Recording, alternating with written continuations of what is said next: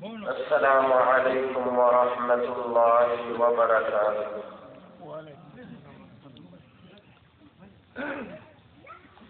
الحمد لله نحمده ونستعينه ونستغفره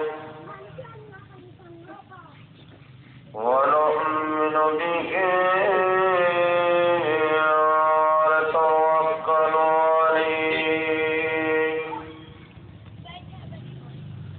ونعوذ بالله من شرور أنفسنا ومن سيئات أعمالنا.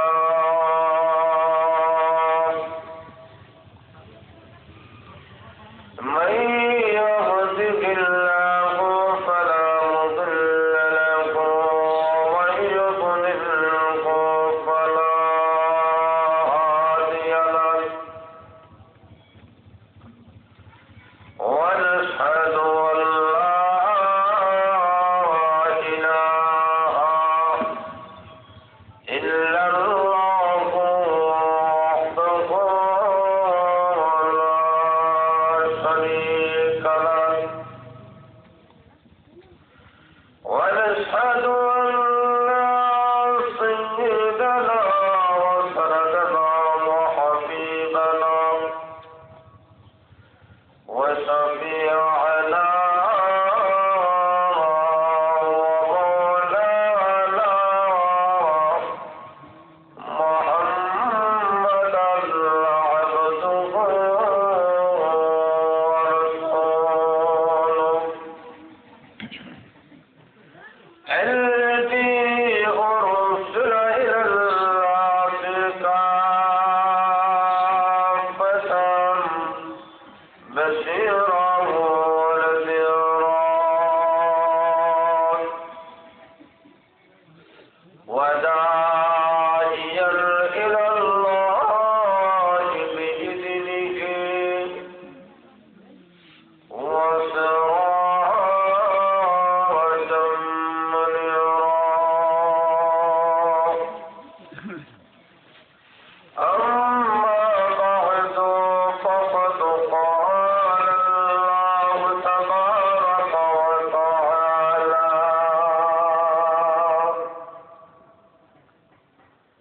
في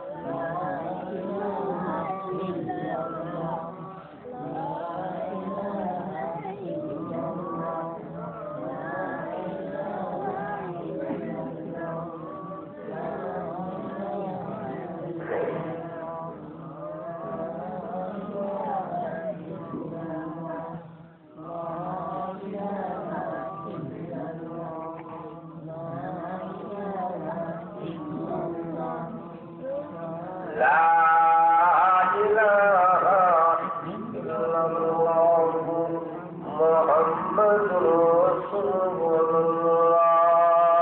সাল্লাল্লাহু আলাইহি ওয়াসাল্লাম। ঐতিহ্যবাহী হাসনাবাদ বরাটোপায়ের উদ্যোগে আয়োজিত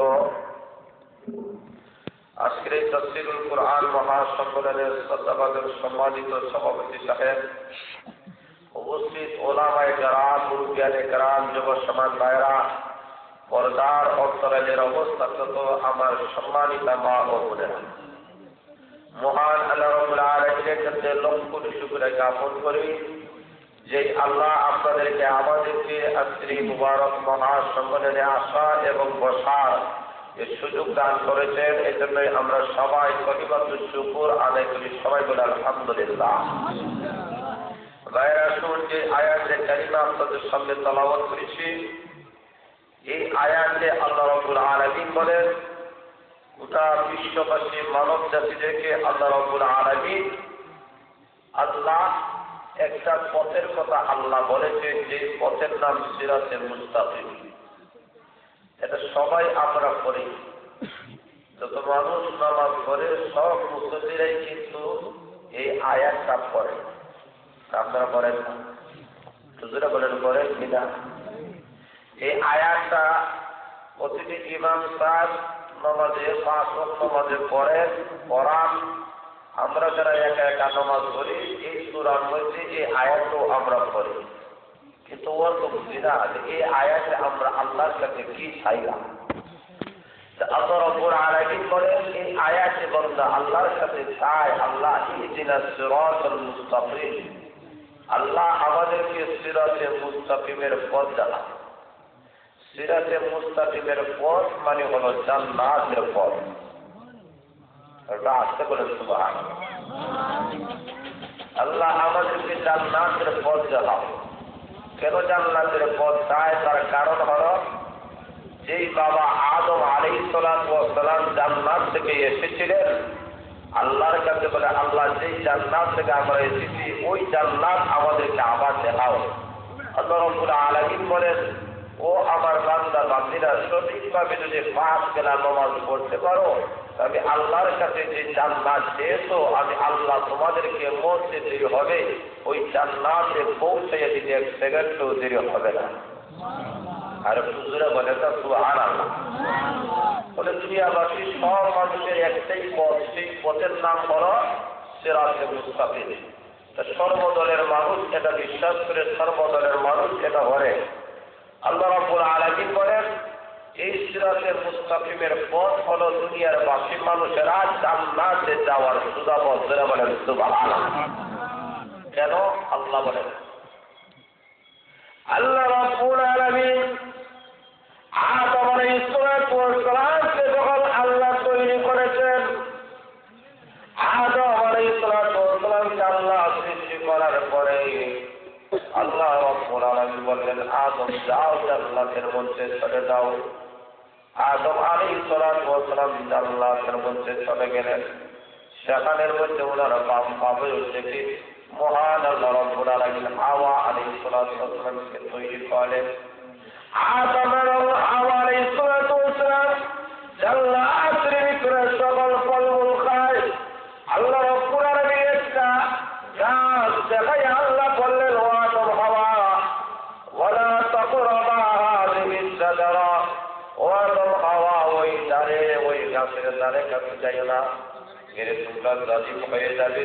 আল্লাহ রাব্বুল আলামিন একটা গাছ দেখাইয়া নিষেধ করেছেন, কিন্তু শয়তানের প্ররোচনায় আদম হাওয়া আলাইহিস সালাম যখন ওই গন্ধম গাছের যখন ফল খেয়েছেন, আল্লাহ ডাক দিয়ে বলেন, আদম হাওয়া আর এই জান্নাতে লাগতে পারবে না, দুনিয়াতে চলে যাও।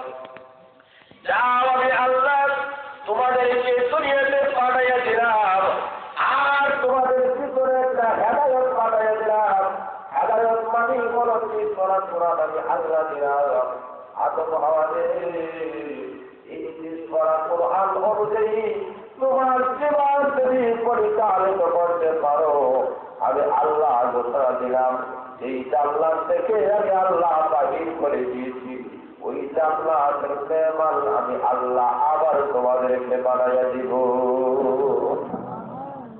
এই জান্নাত ওই জান্নাত আমাদের ঠিকানা। এই কারণে বন্ধা বলে আল্লাহ লন্ডন চাই না, আমেরিকা চাই না, জাপান চাই না, জার্মান চাই না, ইংলিশ চাই না, দুনিয়ার কোন রাজ রাস্তার করবার চাই না, দুনিয়ার কোন দেশ চাই না। আল্লাহ একমাত্র তোমার কাছে জান্নাতের পর চাই, জান্নাতে আমাদেরকে পৌঁছাইয়া দাও। বলে না সুবহানাল্লাহ। তখন তোমরা যখন জান্নাতের পথ দেখাও, আল্লাহ রাব্বুল আলামিনের জান্নাতের পথ দেখাইলা, পাইছিল একটা পথ, এই পথে চাইতে হলে 7টা জিনিস তোমাদের সামনে তুলে ধরলাম। এই 7টা জিনিস থেকে যে কোনো একটা জিনিস যদি গ্রহণ করতে পারো, আমি আল্লাহ ঘোষণা দিলাম দুনিয়া থেকে জান্নাত তোমার ঠিকানা হয়ে যাবে। আর দুজনে বলেন ঠিকানা কয়টা? দুজনে বলেন না কয়টা? 7টা ঠিকানা আল্লাহ বলে দিলেন। আপনি এই মাস করতেন, তাহলে জিজ্ঞেস করলাম কোন দিক দিয়ে আসতে হবে। কেউ বলে ওই রাস্তা দিয়ে যাওয়া সহজ, আরেকজন বলে না ওই রাস্তা দিয়া, আরেকজন বলে না ওই রাস্তা দিয়া, আরেকজন বলে না দক্ষিণ দিয়া, আরেকজন বলে না উত্তর দিক দিয়া। এইভাবে এক এক করে এক এক রাস্তা বলে, কিন্তু গন্তব্য স্থান একটাই। ধরে বলেন ঠিক না? কথা বলতে চাচ্ছেন না, কিন্তু চুরে জবাব দিতে পারবেন তো ইনশাআল্লাহ। কিন্তু পথ বিভিন্ন হইতে পারে, বিভিন্ন পথ হইতে পারে, কিন্তু গন্তব্য স্থান একটাই। যারা বলেন ঠিক না বেশি ঠিক তেমনি মানে আল্লাহ রাব্বুল আলামিন বলেন, ও দুনিয়াবাসী মানুষরা, যে জান্নাত থেকে তোমার বাবা এসেছেন, আমি আল্লাহ ওই জান্নাতেই তোমাদেরকে পৌঁছে দেব। বিভিন্ন পথ আমি আল্লাহ বর্ণনা করে দিলাম, যেগুলো এই পথ যদি গ্রহণ করতে পারো, আমি আল্লাহ ঘোষণা দিলাম মরতে দেরি হবে, আমার যদি জান্নাতে সেখানটাও দেরি হবে না। প্রথম নম্বর পথের নাম হলো কুরআনের পথ। জান্নাতে যাওয়া শুধু পথেরা বলে সুবহানাল্লাহ। ঈশ্বর কুরআন যদি গ্রহণ করতে পারো, আলহামদুলিল্লাহ থেকে শুরু করে সুন্নাত ওয়াল নাস পর্যন্ত যদি গ্রহণ করতে পারো, ঈশ্বর কুরআনে আল্লাহ যা বলেছেন, যত হালাল হারামের বিধান দিয়েছেন, আল্লাহ সব করেছেন আমরা পালন করতে পারি। আল্লাহ নামাজের কথা বলেছেন, রোজার কথা বলেছেন, হজের কথা বলেছেন, যাকাতের কথা বলেছেন, আল্লাহ মানুষের সঙ্গে ভালো ব্যবহারের কথা বলেছেন, মানুষের সঙ্গে সৎ ব্যবহারের কথা বলেছেন। এইগুলা যদি আপনি পালন করেন, সেইগুলো আল্লাহ নিষেধ করেছেন, সুদ খাইতে আল্লাহ নিষেধ করেছেন, সুদ যদি হাল্লা, মদ যদি হাল্লা, মদ যদি হাইনা, জেনা করে না, চুরি করে না, কাহাতি করে না, হাইজেট করে না, সকল প্রকার গুনার কাজ যদি ছাড়তে পারে, সকল প্রকার নেকি কাজ যদি করতে পারে, আল্লাহ বলে তার গোটা জীবন যদি কুরআন অনুযায়ী পরিচালনা করতে পারে, আমি আল্লাহ ঘোষণা দিলাম এই কুরআনটাকে জান্নাতে নিয়ে যাবে। আর সুন্দর বলেন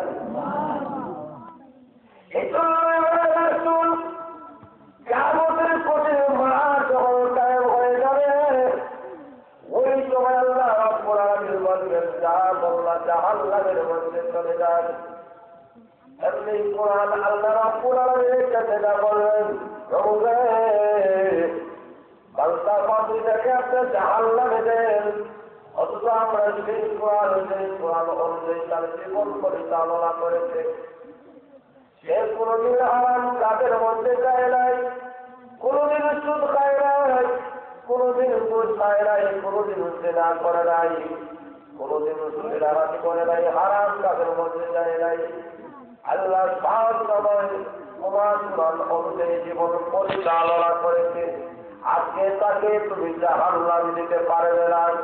আর যদি তাকে জাহান্নাম দাও, তাহলে বড় তুমি আমি তোমার কালাম নয়, আমি তোমার কথা নয়।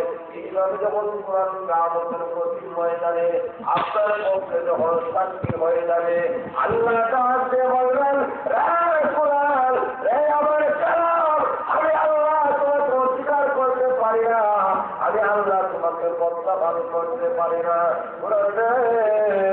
তুমি যেহেতু আমার বান্দা বান্দির বেলায় তার আমল নামার বেলায় যেহেতু সবাই করতেছ, যেহেতু পবিত্র বা বর্ণনা করতেছ, এই কারণে আমি আল্লাহ ঘোষণা দিলাম তোমার সুপারিশ কবুল মঞ্জুর করিয়া ওই বান্দা বান্দিদেরকে আমি আল্লাহ জান্নাতের মেহমান বানাইয়া দিলাম। এই কুরআন আপনার সাক্ষী হয়ে যাবে।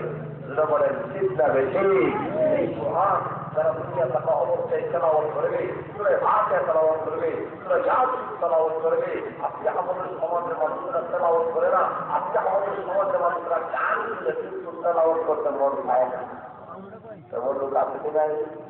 তাদের বলে কত সুন্দর আল্লাহ বলেন আল্লাহ নবীর কাছে যখন কোরআন নাযিল হয়েছে আল্লাহ নবী মুখস্থ করার লাগে খুব তাড়াহুড়া শুরু করতেন। আল্লাহ রাব্বুল আলামিন আয়াত নাযিল করে জানাই দিলেন নবী এত তাড়াহুড়া করবেন না। যারা আল্লাহ সুবহানাহু লা তুহাররিক বিহি লিসানাকা লিতা'তালা বিহি ইন্না আলাইনা জামআহু ওয়া কুরআনা। আল্লাহ বলেন নবী কোরআন যখন আপনার প্রতি নাযিল হয় এটা মুখস্থ করার লাগে, মুখস্থ করার লাগে তাড়াহুড়া করবেন না। কোরআনের অর্থ ব্যাখ্যা বিশ্লেষণ এবং কোরআন মুখস্থ করার দায়িত্ব আমি আল্লাহ গ্রহণ করলাম। নবী কোরআন মুখস্থ করার লাগে তাড়াহুড়া করে, আর আমাদের সমাজের মানুষরা ওরা কোরআন বললাম না জাহিলি কাম, জাহিলি কাম কেনা পয়সা বড় করলে জাহিলি সঙ্গীত সঙ্গীতার হয়, সঙ্গীত সঙ্গীত অনুষ্ঠানের মধ্যে অংশগ্রহণ করে। অথচ আল্লাহর কালাম এমন একটা কালাম পৃথিবীর কোন ভাষা বোর্ডে একটা অক্ষর হলে একটা লিখে দেওয়া হয় না, কিন্তু কোরআন এমন একটা গ্রন্থ আল্লাহ রাসূল ঘোষণা দিয়েছেন কোন নারী এবং পুরুষ যদি কোরআন তেলাওয়াত করে একটা অক্ষরে তার আমল নামায় 10টা লিখে দেওয়া হয়। আর একটু জোরে বলে সকালবেলায় যখন করে ইয়াসিন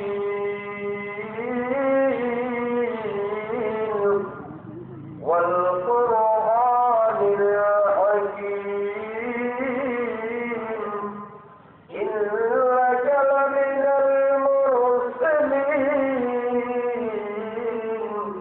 এইভাবে যখন বান্দা বান্দি সকালবেলা বলতে বলতে ওই লোকটা বান্দা বান্দি যখন তাহাজ্জুদের নামাজ পড়ে, ফজরের নামাজ আদায় করে, সূরা ইয়াসিন যখন তেলাওয়াত করে, আল্লাহ তখন বুঝা যাবেন ফেরেশতারা আর দেরি করিও না, আমার বান্দার আমল নামায় একটা অক্ষরে 10টা নেকি বিভক্ত করে দাও। কোরআনের অক্ষরে অক্ষরে সব আল্লাহ বলে দিয়েছেন। এই কারণে কিয়ামতের সময় যেন আল্লাহ বলে কোরআন তোমার পক্ষে সাক্ষী হবে। তাহলে প্রথম নম্বর পথ জান্নাতের প্রথম পথ হচ্ছে কোরআনের পথ। কোরআন যদি আমরা গ্রহণ করতে পারি, আমরা মরতে পারি, জীবন বিসর্জন করে দিতে পারি, কিন্তু কোরআন থাকতে কখনো রাজি নাই। যারা বলেন ঠিক না, আরো যারা বলেন ঠিক না, আজকে আমাদের কোরআন পড়ার অভাব, আজকে হাফিজ কোরআনের অভাব রয়েছে। এই কারণে আমাদের ছেলেমেয়েরা যদি কোরআন গ্রহণ করতে পারে, আজকে আজকে ছেলেমেয়েরা যদি এই মাদ্রাসায় লেখাপড়া করিয়া যদি হাফিজ কোরআন হইতে পারে, আলিম হইতে পারে, পরে শেখুল হাদিস হইতে পারে, কিয়ামতের কঠিন ময়দানে এই ছেলেমেয়েরা মা বাবাকে জান্নাতে নেওয়ার ওসিলা হয়ে যাবে। যারা বলেন ঠিক না বেশি নম্বর হলো আল্লাহ বলেন কোরআনের পথ জান্নাতে যাওয়ার ইসলাম ও যারা বলেন সুবহানাল্লাহ। 2 নম্বর পথ হলো ইসলাম ধর্মের পথ। আমাদের ধর্মের নাম কি? একটু জোরে বলেন না কি? ইসলাম ধর্মের পথ জান্নাতে যাওয়ার পথ। হিন্দু ধর্ম গ্রহণ করে কেউ জান্নাত পাবে না, খ্রিস্টান ধর্ম পালন করে কেউ জান্নাত পাবে না, ইহুদি ধর্ম পালন করে কেউ জান্নাত পাবে না, বৌদ্ধ ধর্ম পালন করে কেউ জান্নাত পাবে না। ইসলাম ধর্মের মাধ্যমে জান্নাতে পৌঁছার পথ। যারা বলেন ঠিক না বেশি? এই কারণে আল্লাহ বলেন 2 নম্বর হলো যে সিরাতুল মুস্তাকিমের পথ মানে ইসলাম ধর্মের মধ্যে যাবো, ইসলাম গ্রহণ করো, আমি আল্লাহ তোমাদের যে জান্নাত থেকে এসেছো ওই জান্নাত আমি আল্লাহ আবার পৌঁছে দেবো। যারা বলেন সুবহানাল্লাহ।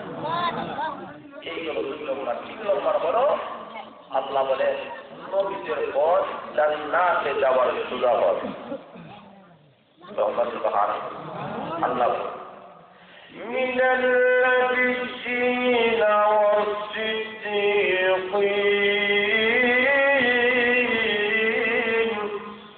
আল্লাহ বলেন 1 নম্বর হলো নবীদের পথ, যেই সমস্ত নবী রাসূলগণকে আল্লাহ পাঠাইয়েছেন, এই নবী রাসূলগণের প্রতি যদি আপনি চলতে পারেন, নবী রাসূলগণ যেমন বলেছেন এইরকম যদি চলতে পারেন, আল্লাহ বলেন মরতে ধীরে হবে, অবস্থা জান্নাতের বাগান হলে এক সেকেন্ডও ধীরে হবে না।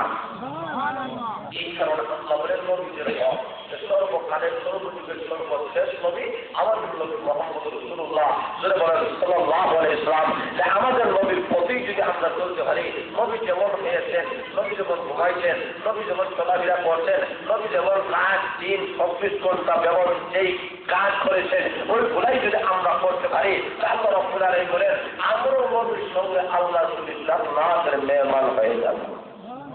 আর ওরা বলে কিন্তু আপনি যদি আল্লাহর নবী বিশ্বনবীর জীবন অনুযায়ী যদি আপনার জীবন যদি পরিচালিত না হয়, এই নবী যা বলতে ময়দানে আপনাকে সাফাওয়াত করবে না, আপনি কখনো জান্নাতে হইতে পারবেন না। কিন্তু লক্ষ্য করে দেখেন যেই সমস্ত সাহাবায়ে কেরাম আল্লাহ নবীর পথ ধরেছেন, নবীর সঙ্গে হাত থেকে যখন কলেমা করে যখন মুসলমান হয়ে গেছেন, তারা বলেন কলেমা করে মুসলমান হয়ে গেলাম, এখন আর কিছুই চাই না, দুনিয়া দোষ সম্পদ চাই না, টাকা পয়সা চাই না, ছেলে সংসার চাই না, আল্লাহ এবং তার রাসূলকে আমরা চাই। লক্ষ্য করে নেবেন আল্লাহ হাত ধরে যখন সাহাবায়ে কেরাম যখন মুসলমান হয়ে গেলেন, এমনি ইসলামের কাম বলেন আমরা দুনিয়া চাই না, দুনিয়ার ধন সম্পদ চাই না। লক্ষ্য করে দেখেন সাহাবায়ে কেরাম যদি হঠাৎ করে কোনো গুনাহ করে ফেলেন, সঙ্গে সঙ্গে আল্লাহ রাব্বুল আলামিনের কাছে তওবা করেন। আল্লাহ নবীর সাহাবী আবুল বাবা রাদিয়াল্লাহু তাআলা আবুল বাবা রাদিয়াল্লাহু তাআলা আল্লাহর নবীর সাহাবী, আল্লাহ নবীর পাক কাফিরদের বেলায় পরামর্শ করেছেন আর বলেছেন ও মুসলমান জাতিরা, ও আমার সাহাবায়েরা, এই পরামর্শটা কাফিরদের কাছে পৌঁছাইয়া দিও না, আমি নবী কি সিদ্ধান্ত নিয়েছি তাদের কাছে পৌঁছাইয়া দিও না। কিন্তু লক্ষ্য করে দেখেন আল্লাহর নবীর সাহাবী আবুল বাবা রাদিয়াল্লাহু তাআলা কাফিরদের সামনে যখন গিয়েছেন, এমনি হঠাৎ করে কাফিররা বলল ও নবীর সাহাবী, পরন্ত দিকে আমাদের বেলায় আল্লাহর নবী বিশ্ব নবী রাহমাতুল আলামিন কি সিদ্ধান্ত নিয়েছেন। এমনি আবুল বাবা রাদিয়াল্লাহু তাআলা আর বলতে পারলেন না, ওই গোপন কথাটি পাস করে দিলেন, মুখ দ্বারা প্রকাশ করলেন না, এমনি ইশারা দিয়ে বললেন ও বেঈমান কাফেররা, তোমাদের বেলায় আল্লাহর নবী সিদ্ধান্ত নিয়েছেন এমনই। হাত ধরে বুঝে নেয় এই দেখানি দ্বারা কি বোঝা যায়, কথা বুঝে না আপনারা? হাত দ্বারা তো কলা বুঝে ওরকম ইশারা করে এদের কি বোঝা যায়, জোরে হল্লা কি বোঝা যায়, কারো জোরে বলতে হবে, গলা হাঁটা বুঝতে হবে, ইশারা দ্বারা ইঙ্গিত করেছে গলা হাঁটা হবে। বলেছেন কাফিররা বুঝতে পেরেছে যে আমাদের বেলায় বিশ্বনবী এই সিদ্ধান্ত গ্রহণ করবেন, কিন্তু আবুল বাবা রাদিয়াল্লাহু তাআলা হঠাৎ করে স্মরণ হয়ে গেছে, আমি তো আমানতের খিয়ানত করে ফেলেছি, বিশ্বাসঘাতকতা করে ফেলেছি। যখন শিক্ষা দেখি রাসূল বলেছেন কারো সামনে প্রকাশ না করার জন্য একটা গোপনীয় বৈঠক থাকে। কোন মানুষ যদি কোনো জায়গায় গোপনীয় একটা বৈঠক করে, সেগুলো ভয় আরেকজনের কাছে না বলছে, যখন চেষ্টা বেশি, এটা একটা আমানত। আবুল বাবা রাদিয়াল্লাহু তাআলা যখন বুঝতে পেরেছেন আমি এই আমানত রক্ষা করছি না, আমানত হাত তুলে দিয়েছি, কিন্তু আমার একটা অন্যায় হয়ে গেছে, যখন আমি গুনাহগার অন্যায় করছি, তখন আবুল বাবা সত্যের পানি ফেলায় একটা আন্দোলন শুরু করেছে।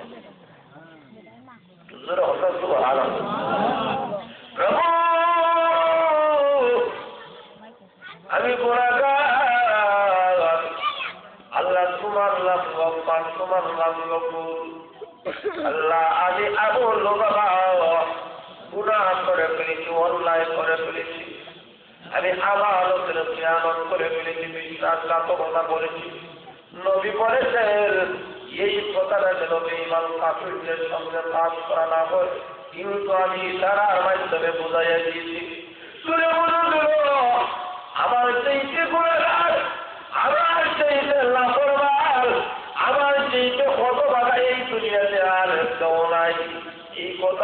আবু লুবাবা রাদিয়াল্লাহু তাআলা নিজেকে একটা পিলারের সঙ্গে বাঁধিয়ে দিয়েছেন, ওমর তারা বাঁধিয়ে দিয়েছেন, আর বলেন তোমরা কারণে আর আমাকে বাড়িতে নিও না, আমি এই চেহারা আর কোনদিন বাড়িতে দেখাবো না, আর কোনদিন আমার ছেলে মেয়েদের কাছে যাবো না, শুধু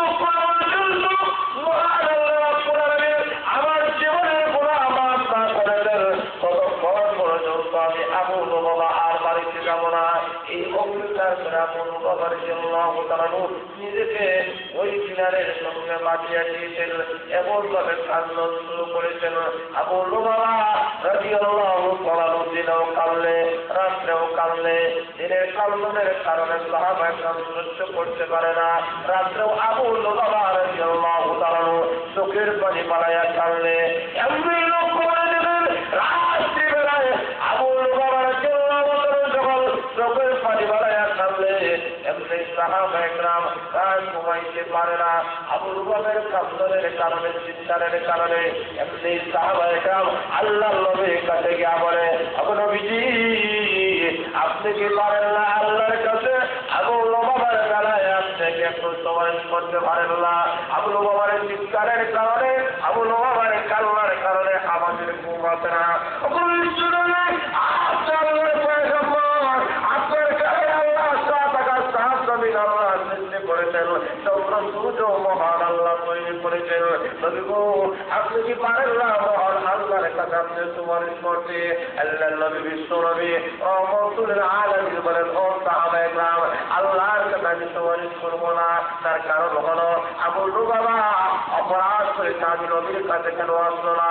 আমি নবীর কাছে যদি আসতো আমি নবী তার বেলায় সুপারিশ করতাম, কিন্তু আবু লুবাবা আমি নবীর কাছে আসিয়া সরাসরি মহান আল্লাহর কাছে যেহেতু চলে গিয়েছে, মহান আল্লাহ দরবারে যেহেতু হাজিরা দিয়ে দিয়েছে, এই কারণে আমি বলতে চাই যতক্ষণ পর্যন্ত মহান আল্লাহ রাব্বুল আলামিন আবু লুবাবার জীবনের গুনাহ মাফ না করবে ততক্ষণ পর্যন্ত আমি তার দ্বারাই সুপারিশ করবো না। নবী প্রত্যাখ্যান করে নিলেন। এমনি সাহাবায়ে বলেন, আবু লুবাবা আর কাঁদিস না, তোর চিৎকারের কারণে, কান্দনের কারণে আমাদের ভুল হয় না, তোর কি একটু কষ্ট লাগে না রে আবু লুবাবা? আর কত কাঁদবে? এইভাবে তোমার জীবন বিসর্জন করে দিবে। আবু লুবাবা রাদিয়াল্লাহু তাআলা বলেন, আল্লাহর কসম করে বলি আমি আবু লুবাবা রাদিয়াল্লাহু তাআলা এই অবস্থায় যদি আমি শাহাদাত বরণ করি, না ভাইয়া না পান করিয়া যদি মারা যায়, আল্লাহর কসম করে বলি এই চেহারা আর কোনোদিন বাড়িতে দেখাবো না, মার কাছে যাবো না, বাবার কাছে যাবো না, ছেলের কাছে যাবো না, স্ত্রীর কাছে যাবো না। আল্লাহ রাব্বুল আলামিন যতক্ষণ পর্যন্ত মাফ না করবে এই অঙ্গীকার নিয়ে আবু লুবাবার বাড়িতে যায় না। এমনি তার ছেলে খাবার নিয়ে গেছে, আবু লুবাবা খানা খায় না, পানাহার নিয়ে গেছে, পানাহার করে না। আবু লুবাবার জন্য যখন জমাতের সময় হয়ে যায়, আবু লুবাবা বলেন, জমাতের সময় হয়ে গেছে, আমার গিরোটা একটা কুড়িয়া দাও। গিরো যখন খোলা হয়েছে, আবু লুবাবার জন্য জমাত শেখার শরীর হয়েছে। জমাত যখন শেষ হয়েছে আবার নিজেকে পিলারের সঙ্গে বেঁধে নিয়েছে, বাড়িতে যায় না, কারো সামনে তার মুখ খোলে না। এই অবস্থা যারা সাহাবায়ে কেরাম সমস্ত সাহাবায়ে কেরাম পেরেশান হয়ে গিয়েছে, না জানি আবু লুবাবা রাদিয়াল্লাহু তাআলা এই অবস্থায় হয়তো মারা যাইতে পারে। সব সাহাবায়ে কেরাম বলেন, আল্লাহ তুমি আবু লুবাবার বেলায় একটা ফয়সালা করো, নতুবা আমাদের কোনো শান্তি লাগে না। আল্লাহ তোমার কি দয়া হয় না? তোমার কি মায়া করে না? তোমার বান্দাকে তুমি মাফ করে দিতে। এইভাবে সমস্ত সাহাবায়ে কেরাম আবু লুবাবার জন্য কাকুতি মিনতি করা শুরু করেছে। আর আবু লুবাবা রাদিয়াল্লাহু তাআলা মানুষ যখন ঘুমিয়ে যায়, গভীর রাত্রিতে হারামে ঘুম হারাম করে আবু লুবাবা রাদিয়াল্লাহু তাআলা আর দুনিয়া আল্লাহ দরবারে কান্দে জোরে বলেন সুবহানাল্লাহ। চাইছে বলে কার কাছে চাইছে? জোরে বলেন না। আমাদের যে বলে গেলে মেম্বার সাহেব এমপি জোরে হন ঠিক না? এসব আদা হাজিরি একবার লোকে গরম একটা ছেলের বাটায় হলো আব্বা বাড়ি ছেলে তোর বুঝছে না এরকম সামনে লেগেছে আব্বা কয়ে দিচ্ছে আব্বা বাড়ি জোরে হন ঠিক না? আব্বা কয়ে দিচ্ছে আব্বা বাড়ি ছেলে। মানুষের কাছে গেলে মানুষ বেদার হয়। কষ্ট হয়, কিন্তু আল্লাহ বলে একবার আমি আল্লাহর কাছে হাত তুলে বলো 70 বার তোমার তাকে জবাব দান করবে। আর একটু যারা বলেন প্রভু রাত গভীর হয়ে গেছে,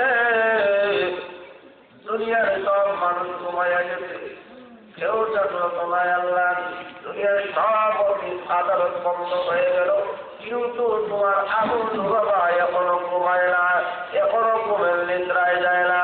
আল্লাহ তোমার আগুন বাবা কানা পড়া হার করে দিয়েছে। আল্লাহ তোমার কি দয়া হয় না, তোমার কি মায়া হয় না? এইভাবে যখন আগুন বাবার জন্য আর দুনিয়া যখন আল্লাহর কাছে দরখাস্ত করেছে, বন্দার দরখাস্ত আল্লাহ শুনেন।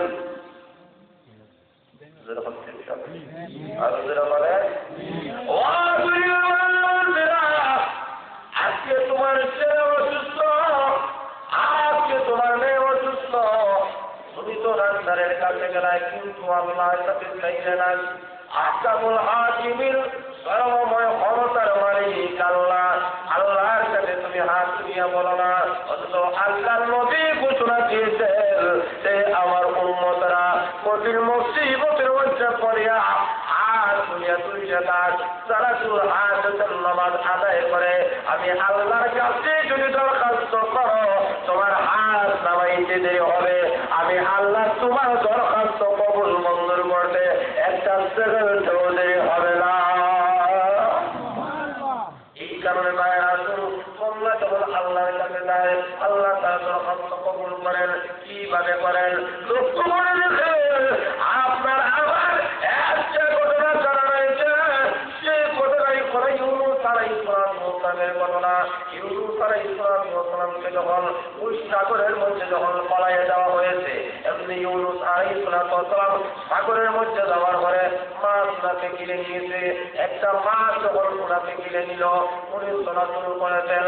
এমন অবস্থায় ইউনুস আলাইহিস সালাম মাছের পেটের মধ্যে গেলেন। তাফসীরের কিতাবের মধ্যে উল্লেখ করা হয়েছে ইউনুস আলাইহিস সালাম 4টা অন্ধকারের ভিতরের মধ্যে ছিলেন।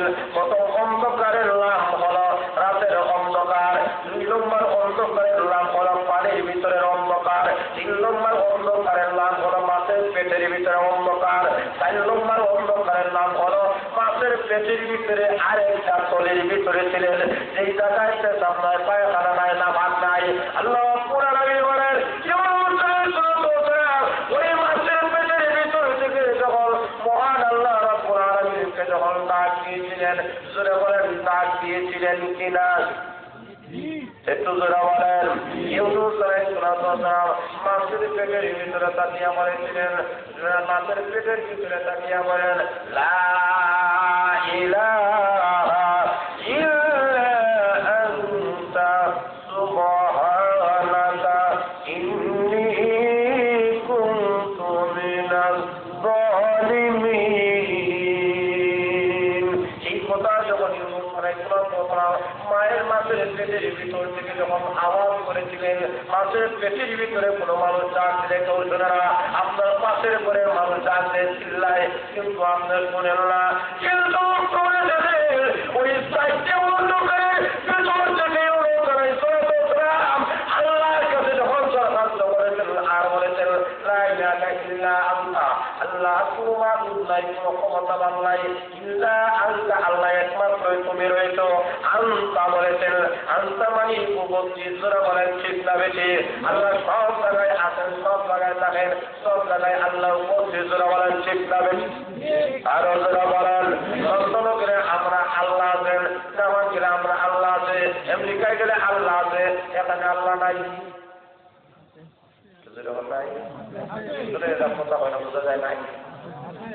আল্লাহ রাব্বুল আলামিন বলেন ইউনুস আলাইহিস সালাম মাছের পেটের ভিতরে থেকে যখন বলেছিলেন ইয়া আল্লাহ তুমি আমার সামনে উপস্থিত, আল্লাহ তারা আমার কানে আর কেউ নাই। আল্লাহ রাব্বুল আলামিন বলেন ফাস্তাজাবনা লাহু ওয়া নাজাইনাহু মিনাল গাম, আমি আল্লাহ রাব্বুল আলামিন ইউনুস আলাইহিস সালামের ডাকে আমি আল্লাহ তখন সাড়া দিয়েছি। সুবহানাল্লাহ। আল্লাহ রাব্বুল আলামিন বলেন নাই ওয়ানাজাইনাহু মিনাল গাম আমি আল্লাহ তাকে চিন্তা মুক্ত করে টেনশন মুক্ত করেছি দুনিয়ার যে কোনো জায়গায় এসে বলা কেন সব জায়গা থেকে উদ্ধার হয়ে আবার তোমার গন্তব্যস্থলে দিকে আসতে পারো এমন নিয়ম এমন নীতি আছে তোরা বলেন ঠিক না বেশি কিন্তু আমাদের ভিতরে যাওয়ার পরে কোনো মানুষ আবার দুনিয়ার মধ্যে আসবে এমন ধারণা কোনো বিজ্ঞানী করতে পারে না কোনো দার্শনিক করতে পারে না কোনো ব্রেইনে কোনো মানুষের ধরে না মহান আল্লাহ রাব্বুল আলামিন বলেন ইউনূস আলাইহিস সালাম যখন ডাক দিয়েছিলেন মহান আল্লাহ রাব্বুল আলামিন ইউনূস আলাইহিস সালামকে মাছের পেট থেকে অজ্ঞাত অবস্থায় মহান আল্লাহ বাহির করে দিলেন এখন আল্লাহ রাব্বুল আলামিন বলেন শুধু ইউনূস আলাইহিস সালামকে নয় বরং কিয়ামত পর্যন্ত যত মানুষরা আমি আল্লাহর কাছে দরখাস্ত করবে আল্লাহ বলেন ওয়া কাযালিকা এমনি ভাবে আল্লাহ রাব্বুল আলামিন এমনি ভাবে ইউনূস আলাইহিস সালামকে যেমনি ভাবে আমি আল্লাহ উদ্ধার করেছি এই দুনিয়ার মুমিন মুসলমানেরা গুনাহ করে অন্যায় করে নাফরমানির কাজ করে বিপদের মধ্যে পড়িয়া আমি আল্লাহর কাছে যদি দরখাস্ত করো দরখাস্ত করতে দিলে হবে আমি আল্লাহ তোমাকে বিপদ থেকে উদ্ধার করতে একটা সেকেন্ড চলে যাবে না কাযালিকা নুজিল মুমিনিন এমনি ভাবে মুমিনদেরকে উদ্ধার করার দায়িত্ব আমি আল্লাহ গ্রহণ করে নিলাম আল্লাহ রাব্বুল আলামিন বলেন এইভাবে আবু লুবাবা রাদিয়াল্লাহু তাআলা যখন কান্নাকাটি শুরু করেছে আল্লাহ গুনাহ করে ফেলেছি অন্যায় করে ফেলেছি তুমি যদি তোমার গুনাহগার বান্দাকে মাফ করে না দাও বলো না যে এই গুনাহগার বান্দা কার দরবারে যাবে এ তার জীবনের গুনাহ মাফ করবে এই কথা বলে যখন সে কান্না শুরু করে দিয়েছে আল্লাহ ডাকে বলেন অবশ্যই আপনি আমার আবু লুবাবার দ্বারা যদি দরখাস্ত করেন নাই কিন্তু আমার আবু লুবাবা আমি আল্লাহর কাছে দরখাস্ত করেছি আমি আল্লাহ তারা তাকে সারা দিয়েছি অবনবীজি আপনার মাধ্যমে আমি আল্লাহ ঘোষণা দিলাম আমার আবু লুবাবার জিন্দেগির সমস্ত গুনাহ মাফ করে আমি আল্লাহ তাকে আমার জান্নাতের মেহমান বানাইয়া দিলাম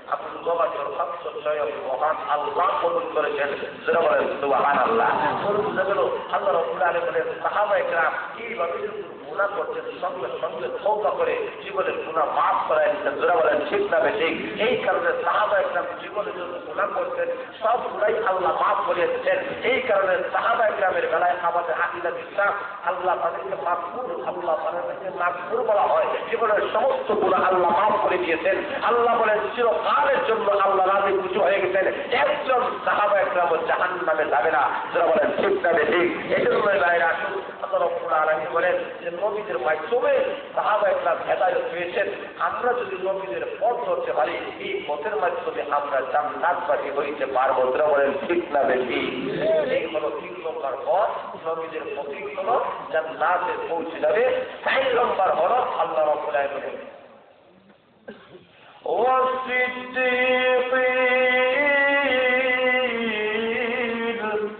আল্লাহ বলেন সিদ্দিকের পথ জান্নাতে যাওয়ার সুযোগ হয় সিদ্দিকের পথ মানে আবু বকর সিদ্দিক রাদিয়াল্লাহু তাআলা যেমন ভাবে নবীকে বিশ্বাস করেছেন যারা সত্যবাদী যারা এরা যেমন নবী রাসূলকে বিশ্বাস করতে আখিরাতকে বিশ্বাস করতে জান্নাত জাহান্নামকে বিশ্বাস করতে আপনি যদি সিদ্দিকের অন্তর্ভুক্ত হইতে পারেন তাদের পথ অনুযায়ী যদি চলতে পারেন আল্লাহ রাব্বুল আলামিন ঘোষণা দিয়েছেন আবু বকরের পথ যদি চলতে পারো আবু বকর যে জান্নাতে যাবে আল্লাহ তোমাকেও সেই জান্নাতে পৌঁছাইয়া দিবেন পাঁচ নম্বর হলো আল্লাহ রাব্বুল আলামিন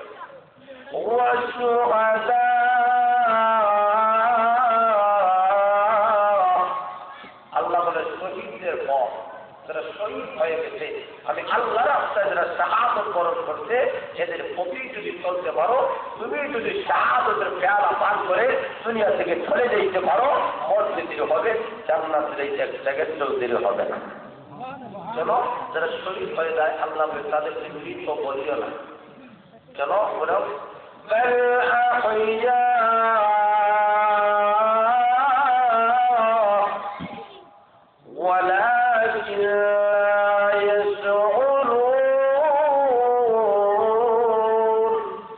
আল্লাহ বলেন যারা শহীদ হয়ে যায় এদেরকে তোমরা মৃত বলিও না, এরা মরে গেছে এই কথা হইও না, বরং এরা জীবিত থাকে।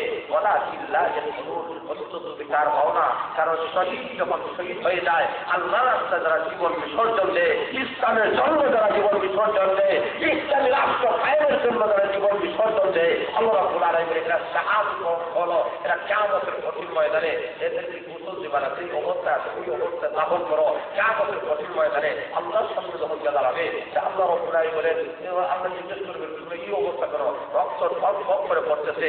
আল্লাহ বলবে রক্ত ভরে গেল, বলে আল্লাহ তোমার দিনের জন্য, ইসলামের জন্য, কোরআনের জন্য আল্লাহ জীবন বিসর্জন করে এসেছে, রক্ত সবভাবে আল্লাহ পড়তেছে, তারা রক্ত দিয়ে আসলাম।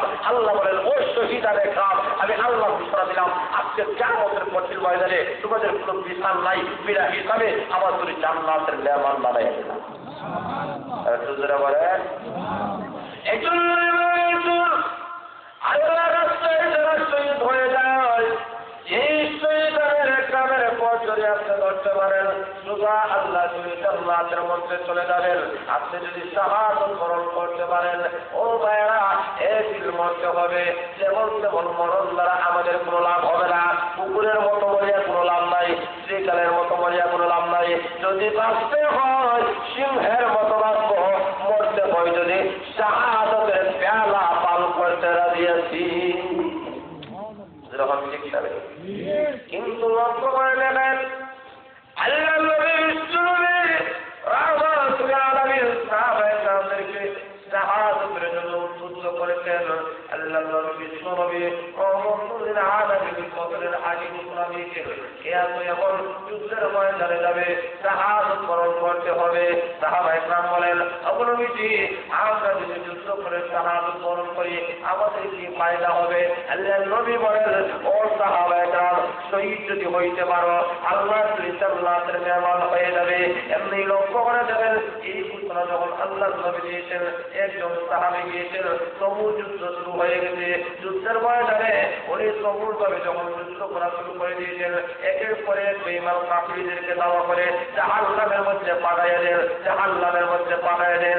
এই অবস্থায় হঠাৎ করে দেখা যায় ওই সাহাবী যিনি শহীদ হয়ে গিয়েছেন আল্লাহ নবী বিশ্বনবী রহমতুল আলামিন যুদ্ধ যখন শেষ হয়েছে এমনি সাহাবায়ে-কেরামদেরকে বলেন ও সাহাবায়ে-কেরাম এবার সালাত করে যাব। এই যুদ্ধের ময়দানে কে শহীদ হয়েছে আর কে আহত হয়েছে, শাহাদাত যারা বরণ করেছে তাদেরকে দাফন করতে হবে, আহত যারা হয়েছে তাদেরকে চিকিৎসার ব্যবস্থা করতে হবে। এই অবস্থায় আল্লাহ নবী যখন ঘোষণা দিয়েছেন এমনি লক্ষ্য করে জানা যায় একজন সাহাবী যা আল্লাহ হামদালার জন্য উতারানো ওনার লাশটাও পাওয়া গিয়েছে। এই অবস্থায় শহীদ হয়ে গিয়েছে, উনি শাহাদাতের পেয়ালা হাসিল করেছেন। এমনি মুহূর্তে ওনার স্ত্রী দৌড়িয়ে আসে বলেন আবু নবীজি আপনার দরবারে একটা দরখাস্ত হলো আমার স্বামী হামজালাকে আপনি গোসল দিবেন। আবু নবীজি আমার স্বামীটাকে আপনি গোসল দিবেন। আল্লাহ নবী বলেন সাহাবিয়া তুমি কি জানো না যারা আল্লাহ রাস্তায় শাহাদাত বরণ করে তাদের গোসলের কোনো ব্যবস্থা নাই, গোসল দেওয়ার নিয়ম নাই, বিধান নাই। তুমি কেন তোমার স্বামী বেলায় দরখাস্ত করেছো? এবার ওই সাহাবিয়া বলেন আবু নবীজি আপনি জানেন না আমরা স্বামী স্ত্রী, আমার স্বামী এবং আমার মধ্যে কি ঘটেছে আপনার জানা নাই। আবু নবীজি আজকে 2 বছর আমার স্বামী এবং আমার প্রথম মিলন হয়েছে, মাত্র রাত্রি হয়েছে, তবে মাত্র আমার স্বামী আমার সঙ্গে মিলামিশা করেছে। মিলামিশা করার পরে এমনি আমার স্বামী গিয়েছে, আবার যখন হয়ে গিয়েছে বদরের নামাজ পড়ার জন্য যাবে, এমনি স্বামী গোসলের ব্যবস্থা করার জন্য গোসলখানায় যখন চলে গিয়েছে হঠাৎ করে বেড়ার ঘোষণা দিয়েছে এমন যুদ্ধের ময়দানে যাইতে হবে। আবু নবীজি আমার স্বামী আর দেরি করে নাই, এই ফরজ গোসলটা পর্যন্ত আমার আমার স্বামী আদায় করে নাই, যুদ্ধের ময়দানে চলে গিয়েছে, আজকে আমার স্বামী শাহাদাত বরণ করেছে। আমি স্ত্রী হয়ে আমার কোনো দুঃখ নাই, আমার কোনো বেদনা নাই, আমার স্বামী যে শাহাদাত বরণ করেছে, কারণ এমন স্বামী আজ বলে পাইব কিনা আমার কোনো গ্যারান্টি নাই। এই স্বামী তো শাহাদাত বরণ করেছে, আমার কোনো দুঃখ নাই, আমার কোনো বেদনা নাই। তবে আমি এই কথাই বলতে পারি, কিয়ামতের কঠিন ময়দানে আল্লাহর সামনে বলতে পারবো, আল্লাহ আমার স্বামীটা যুদ্ধের ময়দানে গিয়া শাহাদাত বরণ করেছে, আল্লাহ কোনো আমল দিয়ে আসতে পারে নাই, আমি শহীদের স্ত্রী তোমার সামনে হাজির হয়ে গেলাম। তখন এই উসিলার কারণে মনে হয় আমার মহান আল্লাহ আমার জীবনের গুলা মাফ করে দিতে পারে। এবার স্ত্রী বলেন, নবীজি আমার স্বামীর জন্য আমার কোনো দুঃখ নাই, আমি যে বিধবা করলাম আমার কোনো বেদনা নাই, কোনো অসুখ নাই, কিন্তু নবীজি একটা দরকার আমার স্বামীকে গোসল করাই দিবেন। আল্লাহ নবী বলেন তোমার কি বিধান জানা নাই? বলে হ্যাঁ জানা আছে, তুমি ফরজ গোসল করাই দিতে হবে। এবার আল্লাহ নবী বলেন ও সাহাবায়ে কেরাম আমার হানজালা গোসলের ব্যবস্থা তোমরা করে নাও।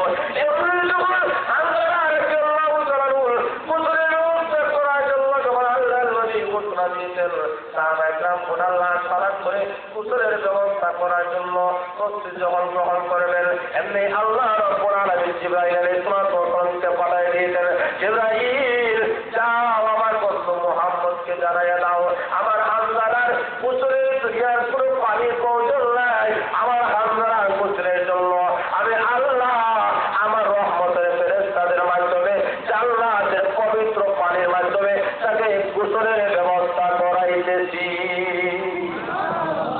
এমনি আল্লাহ নবী বিশ্বনবী হানজালার কাছে গেলেন, এমনি দেখেন হানজালার শরীর থেকে সব ভাবে পানি পড়তেছে, এমনি দেখা যায় এত খুশবু, এমন সুন্দর গান, এমন সুন্দর গান পানির মধ্যে আর পাওয়া যায় না।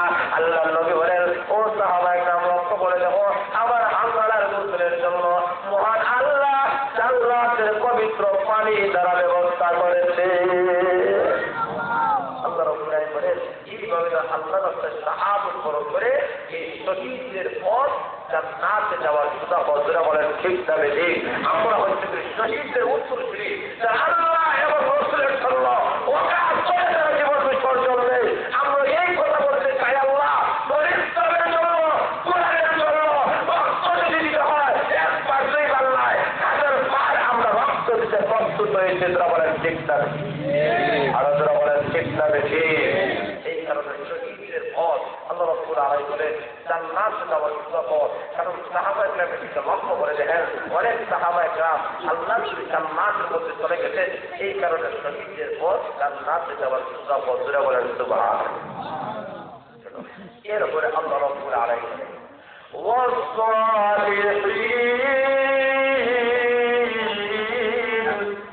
আল্লাহ বলেন ৬ নম্বর হলো সালেহ বলেন পথ, যারা সত্যবাদী, যারা সালেহ নেককার দিনদার আল্লাহওয়ালা, এদের পথ জান্নাতে যাওয়ার সুযোগ। যারা বলেন ঠিক তবে ঠিক। যারা আল্লাহওয়ালা, যারা দিনদার, যারা নামাজি, যারা পরহেজগার, তাদের জীবনে হারাম খায় না, সুদ খায় না, ঘুষ খায় না, অক্কাদ রহমানে উলামায়ে কেরাম যারা সত্যের পথেই আছেন, সত্যের পথেই থাকেন, মরণ পর্যন্ত অটল থাকেন, আল্লাহ বলেন তাদের পথ জান্নাতে যাওয়ার সুযোগ। যারা বলেন ঠিক তবে আরো যারা বলেন ঠিক তবে ঠিক। এই হিসাবে আমরা দেখতে পাই আলিম ওলামা যাদের মাথায় টুপি আছে, পাগড়ি আছে, যাদের সুন্নাত লেবাস রয়েছে, যাদের হাতে মিসওয়াক আছে, এরাই হচ্ছে সত্যবাদী, এই হচ্ছে আল্লাহওয়ালা, এরাই হচ্ছে সালেহ। যারা বলেন ঠিক তবে আর যারা বলেন এই কারণে আল্লাহ বলেন সালেহদের পথ জান্নাতে যাওয়ার সুযোগ। এই কারণে আল্লাহ রাব্বুল আলামিন কোরআনের মধ্যে বলেছেন ওয়াকুনু মা'আস সাদিকিন। ও দুনিয়ার মানুষরা কোন পথে থাকবে, কাদের সাথে থাকবে, কে তোমার বন্ধু হবে। আপনি আমাদের বন্ধু বানাতে দিয়ে যাই এক দূরে দূরে আলি বলে, কারণ দূরে দূরে আলি এটাই দুনিয়ার লোক, যে যেমন তার ধারণাই যেমন, যে যেমন সে আরেকজনের সাথে এমনই ধরে, এক সুর আরেক সুরের সাথে ধরে, এক জাহাজ আরেক জাহাজের সাথে ধরে, এক আল্লাহওয়ালা আরেক আল্লাহওয়ালার সাথে ধরে, এক হাবিব সাহেব আরেক হাবিব সাহেবের সাথে ধরে, এক মৌলানা আরেক মৌলানার সাথে ধরে। যারা বলেন ঠিক তবে ঠিক। এটাই হচ্ছে জন্য আল্লাহ বলেন আল্লাহ ওয়ালাদের সাথে থাকো বা পূর্ণ মহাসকে সত্যবাদী যারা তাদের সাথে থাকো, তবে তাদের সাথে থাকলে কিয়ামতের কঠিন ময়দানে আলেম উলামাদের সুপারিশের মাধ্যমে আল্লাহ জান্নাতের মেহমান হয়ে যাবে। আর হুজুরা বলেন সুদূর ক্ষেত্রে আলিম আছে, এটাই আমাদের সমাজের নিয়ম। কারণ সুদূর সুদে আলিম এক সুদে বিয়া করে আরেক সুদের আলিম, যেরকম ঠিক না। কিন্তু আপনাদের পালা মানুষের সাথে মানে আল্লাহ ওয়ালাদের সাথে আপনার সম্পর্ক অর্জন করতে পারে কিয়ামতের কঠিন ময়দানে এটাই না জানলে দুঃখিতা হয়ে যাবে। যেরকম সুবহান কেন কিয়ামতের কঠিন ময়দানে জিকরি মাদ্রাসায় পড়িয়া যারা আলিম হইতে হাত দিচ্ছে এদেরকে আল্লাহ বলবেন দাও আমার যদি জান্নাতের মধ্যে আলিমুল আমার চলে যাও। সুবহানাল্লাহ সুবহানাল্লাহ আলিমুল আমাদের আমরা তো কইতাম আমরা সুবহানাল্লাহ কইতাম আলিমুল আমাদের আমরা আল্লাহ রাব্বুল আলামিন এই জিকরি মাদ্রাসা যারা লেখাপড়া করে আলিম হাফিজ মাওলানা মুফতি তো আমার যদি জান্নাতের মধ্যে চলে যাও। হুজুরা বলেন সুবহানাল্লাহ। কারণ আপনাদেরও সুসংবাদ আছে, ওই আলিম যখন জান্নাতের লাইনে দাঁড়াইয়া জান্নাতের ভিতরে ঢুকতে চাইবে এম লোক একটা লোক যাবে হুজুর আপনি যে জান্নাতে যায় মনে নাই কি আজকে আপনাদের চা হয়েছিলাম তো মনে নাই আমার ছেলে যে আপনার মাথাটা পড়াইছিলাম, মনে নাই আপনাদেরকে একটা পান খাওয়াচ্ছিলাম, মনে নাই আপনাকে ওজুর পানি আমি একটু আগ পাইয়েছিলাম, হুজুর আপনাকে মনে নাই আপনি রাত্রে যাইতে পারেন না আপনাকে একটা দাওয়ার ব্যবস্থা আমি করে দিয়েছিলাম, হুজুর আপনাকে মনে করেন আপনাকে আমি যে দাওয়ার খাওয়াইছিলাম না, ও হুজুর আপনাকে মনে নাই।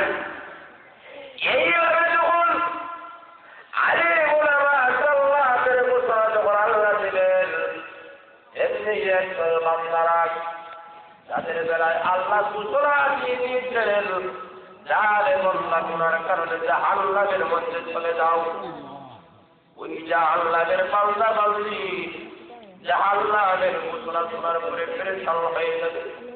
আল্লাহ জাহান্নামের আগুন কিভাবে সহ্য করব?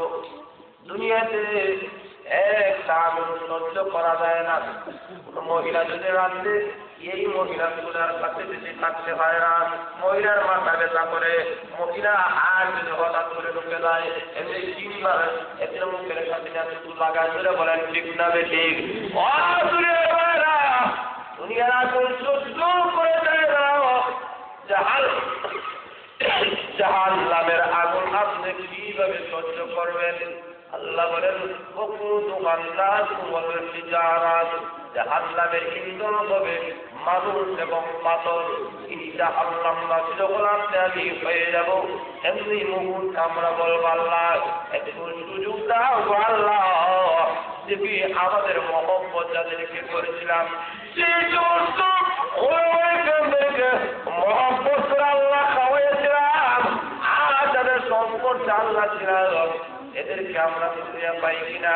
আল্লাহ বলেন বান্দারে ও আমার বান্দিরা যাও আমি একটু সুযোগ করে দিলাম, এমনি বান্দা বান্দিরা যাবে জিকরি মাদ্রাসার কথা মনে হয়ে যাবে, আল্লাহ জিকরি মাদ্রাসার মুহতামিম সাহেবের কথা আমার মনে হয়ে গেল, দৌড়ে যাবে জিকরি মাদ্রাসার মুহতামিম সাহেবের কাছে, উলামা সাহেবের কাছে গা বলবেন হুজুর আজকে আপনি জান্নাতের মধ্যে চলে যান, আবু হুজুর আপনাকে একটু দয়া হয় না, আপনাকে একটু মায়া হয় না, আপনাকে মনে পড়ে না গো হুজুর আমি আপনাকে এক গ্লাস পানি খাওয়াইছিলাম, এক গ্লাস চা খাওয়াইছিলাম, একটা পান খাওয়াইছিলাম, আবু হুজুর কত আদর কত সোহাগ কত মায়া আপনাকে খাওয়ালাম, আজকে আপনি জান্নাতবাসী হয়ে আল্লাহর দুই জান্নাতের মধ্যে চলে যান, আপনি কি পারেন না মহান আল্লাহর কাছে আমাদের বেলায় একটু সুপারিশ করার জন্য? এই কথা যখন বলবে ওই আলিম আর জান্নাতে যাবে না, জান্নাতে যাওয়া বিরতি রেখে দেবে, আল্লাহ আমি জান্নাত খাই না ততক্ষণ পর্যন্ত এই মহব্বত করেওয়ালার সুপারিশ কবুল করা না হবে।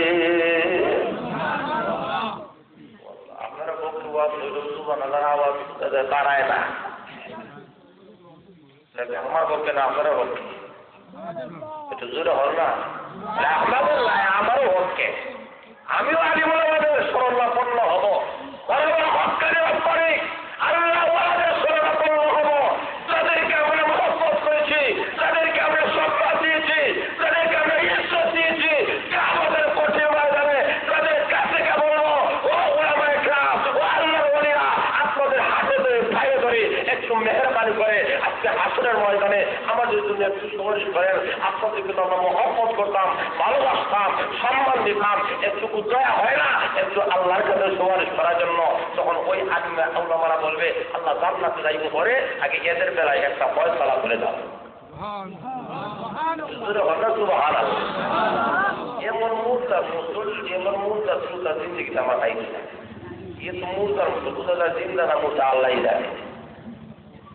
এখন এই কথা যখন বলবে তখন ওই আলিম ওলামারা আল্লাহ রাব্বুল আলামিনের কাছে বলবেন, পরওয়ারদিগার, যতক্ষণ পর্যন্ত তাদেরকে জান্নাত দেওয়া না হবে, আল্লাহ ততক্ষণ পর্যন্ত আমি জান্নাতের ভিতরে